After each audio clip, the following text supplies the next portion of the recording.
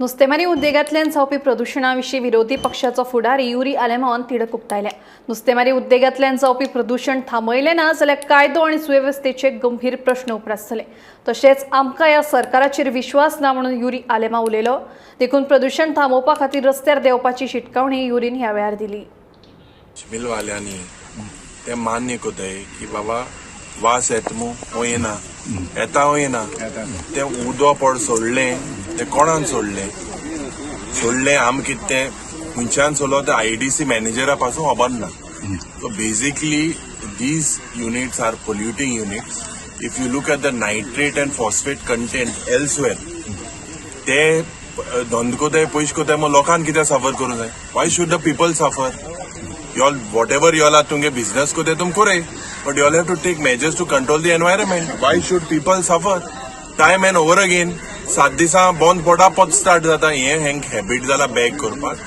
We have demanded for a comprehensive audit with regards to health and everywhere, and I am on the verge. We are also looking at getting legal relief. कित्याक ह्या सरकाराचे तर आमकां विश्वासू ना।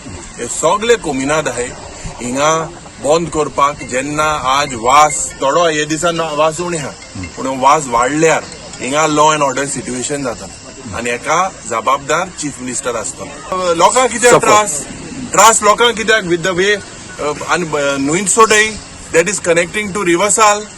दिस is a सारखे criminal offence. आनी टँकरान जे पड हे ओटय हेंगेले ETP प्लांट आसता।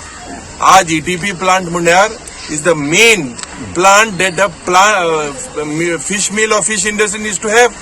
आज सुरेजान ते टँकरान ते उदो भायर वता, it's a criminal offense. They cannot do that. You have to treat it in your industry.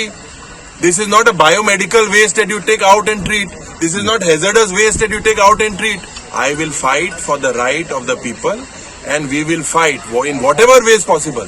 And yeah, pod vas potun ela, there will be a law and order situation. 8,000 crore tanu bodshan dore. Keep it in your pockets. Don't take the people for granted. Otherwise, there will be such a law and order situation and the chief minister will be responsible.